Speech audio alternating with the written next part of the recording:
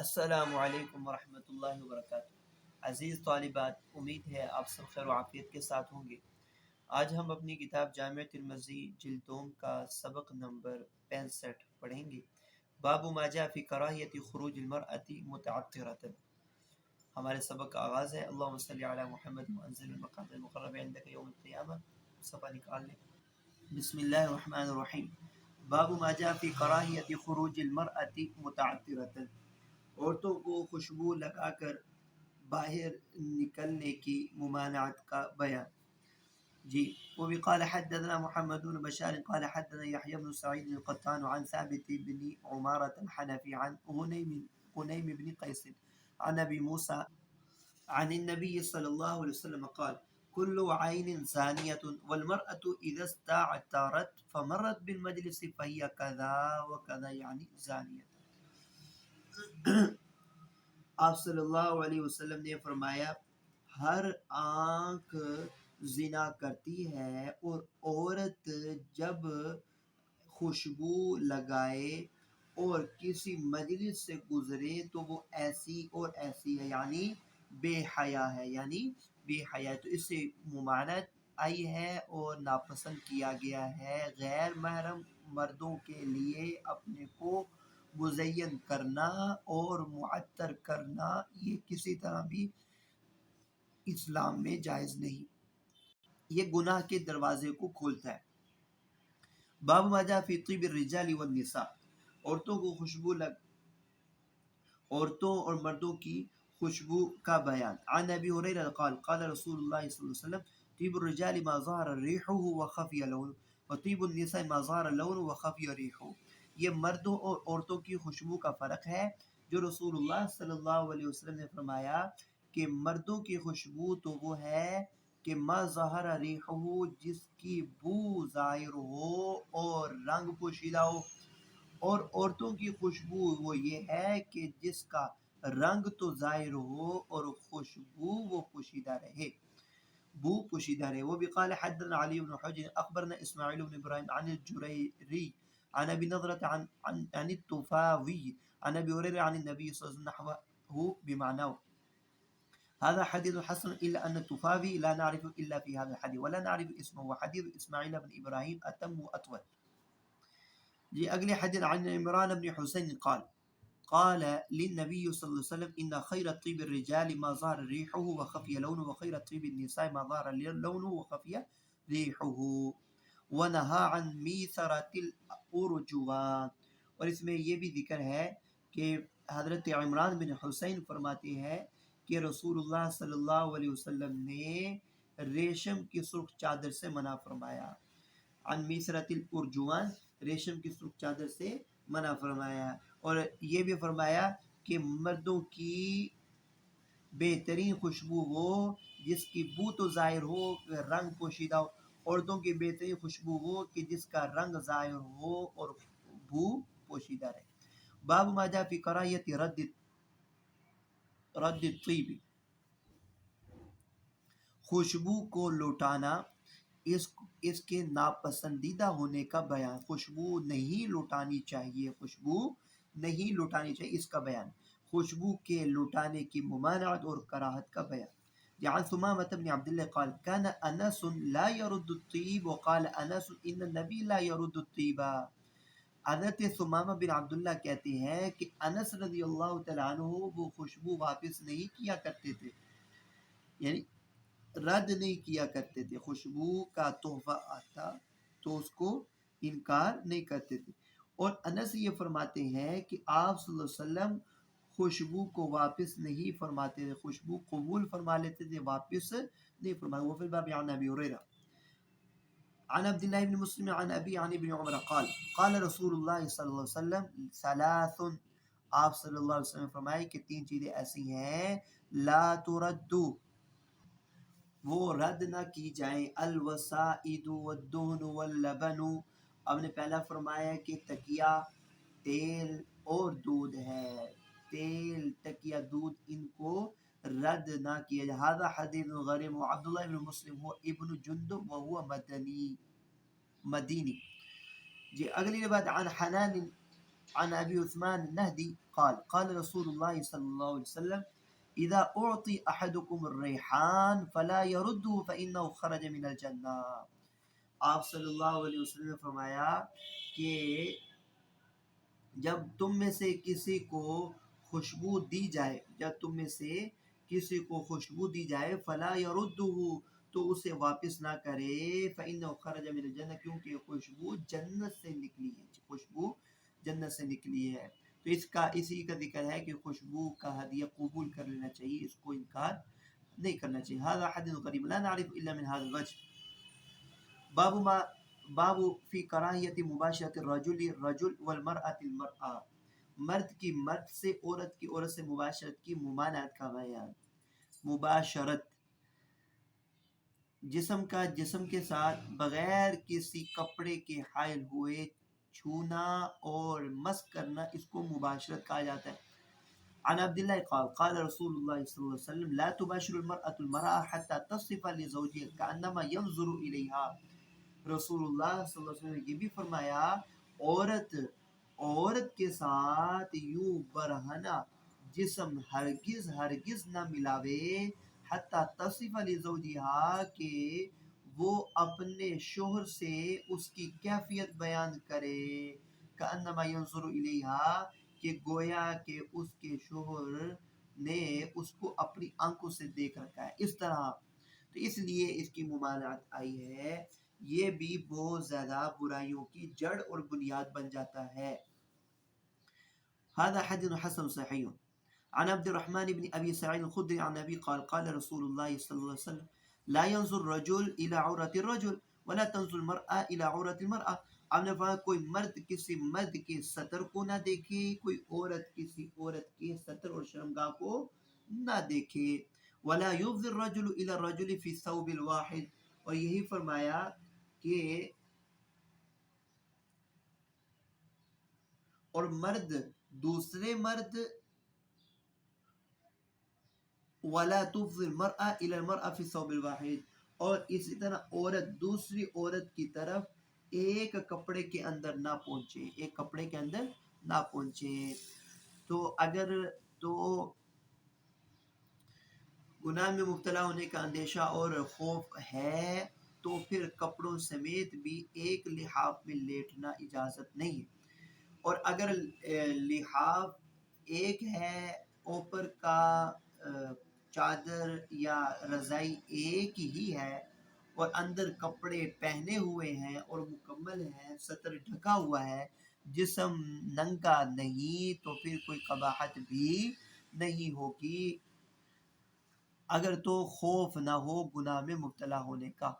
باب ما جاء فی حفظ العورہ، شرمگاہ کی حفاظت کا بیان. حدثنا بهز بن حكيم عن أبي عن جدي قال قلت يا نبي الله عوراتنا ما نأتي منها وما نذر. یہ حدیث کل کے سبق میں گزر چکی ہے.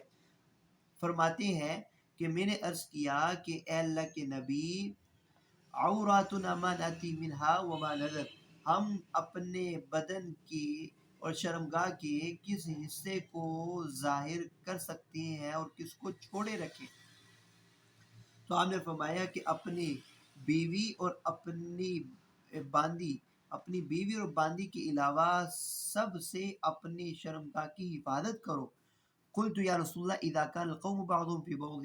تو پھر میں نے کہا کہ اللہ کے رسول، جب قوم کے بعض آدمی بعض میں موجود ہوں تو پھر کیا کیا جائے؟ تو تب بھی آپ نے فرمایا اذا استطعت الا يرى احد فلا ترينها، کہ جب تو اس کی طاقت رکھتا ہو کہ تمہاری شرمگاہ کو کوئی نہ دیکھ سکے تو تم ایسا ہی کرو. تو پھر میں نے کہا اللہ کے نبی صلی اللہ علیہ وسلم اذا كان احدنا خالی، جب تنہا ہو. تو پھر فرمایا اللہ احق ان یستحیا منه من الناس، کہ اللہ تعالیٰ سب سے زیادہ حقدار ہے کہ اس سے شرم کی جائے. باب ما جاء ان الفخذ عورہ، ران سطر میں داخل ہے، اس کا بیان. عن جرہد قال مر النبی صلی اللہ علیہ وسلم بجرہد فی المسجد وقد انکشف فخذه فقال ان الفخذ عورہ. حضرت جرہد اسلمی سے مروی ہے کہ جناب نبی کریم صلی اللہ علیہ وسلم ان کے پاس مسجد میں سے گزرے جب کہ ان کی ران کھلی ہوئی تھی تو آپ نے فرمایا کہ ران سطر میں داخل ہے، ان الفخذ عورت، کہ ران وہ سطر ہے۔ هذا حدیث حسن ما ارا اسناده بمتصل۔ جی وبي قال حدثنا حسن بن علي حدثنا عبد الرزاق اخبرنا معمر عن ابي سناد قال اخبرني ابن جراد عن ابي ان النبي صلى الله عليه وسلم مر بي وهو كاشف عن فخذه فقال النبي صلى الله عليه وسلم غطي فخذك فانها من العوره۔ آپ نے یہ فرمایا کہ اس کو ڈھکو، یہ سطر ہے، یہ سطر میں داخل ہے۔ تو احناف کے نزدیک مرد کا سطر ناف سے لے کر گھٹنوں تک ہے، جسے چھپانا لازم اور ضروری ہے۔ ناف سطر میں داخل ہے، گھٹنے سطر میں داخل ہے۔ جی عن عبداللہ بن جرہد الاسلمی عن النبی صلی اللہ علیہ وسلم قال الفخذ عورت، هذا حدیث حسن غریب من هذا الوجه۔ وبي قال حدثنا واصل بن عبد الاعلى الكوفي حدثنا يحيى بن ادم عن اسرائيل عن ابي يحيى عن مجاهد عن ابن عباس عن النبي صلی اللہ علیہ وسلم قال الفخذ عورت۔ اس بات کا ذکر ہے۔ باب ما جاء في النظافت، صفائی اور پاکیزگی کا بیان۔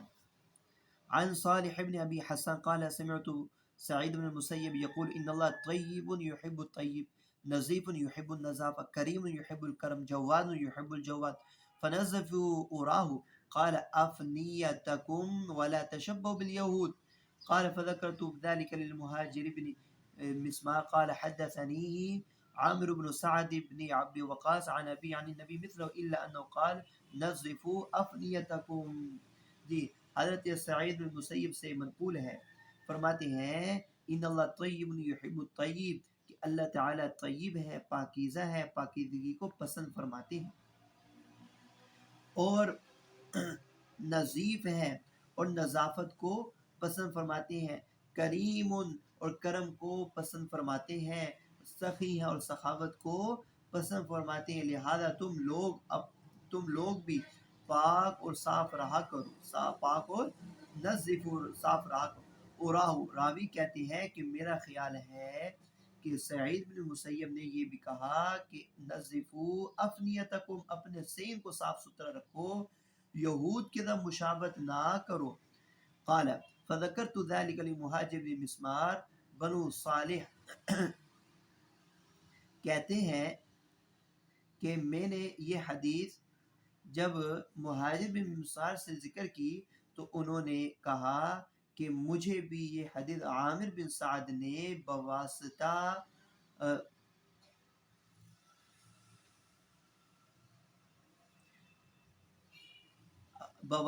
اپنے والد سے، یعنی کہ عامر بن سعد نے اپنے والد سعد بن ابی وقاص سے یہ حدیث نقل کی ہے کہ جناب نبی کریم صلی اللہ علیہ وسلم نے اسی کے مثل بیان فرمایا، اور اس کے اندر یہ لفظ ہے نظفوا افنیتکم، کہ اپنے صحت کو صاف ستھرا رکھو اور یہود کے مشابہت نہ کرو۔ هذا حدیث غریب۔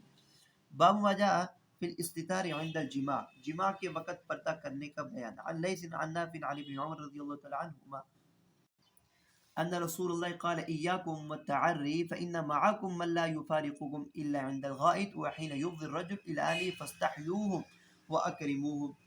ابن عمر سے مروی ہے کہ آپ نے فرمایا کہ ننگے رہنے سے بچو، اس لیے کہ تمہارے ساتھ وہ فرشتے وہ ہمیشہ موجود رہتے ہیں، الا عند الغائط،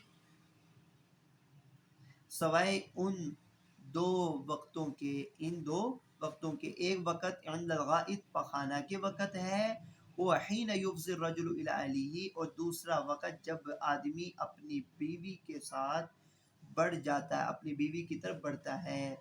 فاستحیوہم واکرموہم، پس تم ان سے حیا اور شرم کرو اور ان کا ادب اور ملحوظ، ان کا ادب لحاظ رکھو۔ هذا حدیث غریب۔ باب ما جاء فی دخول الحمام، حمام میں جانے کے بیان میں۔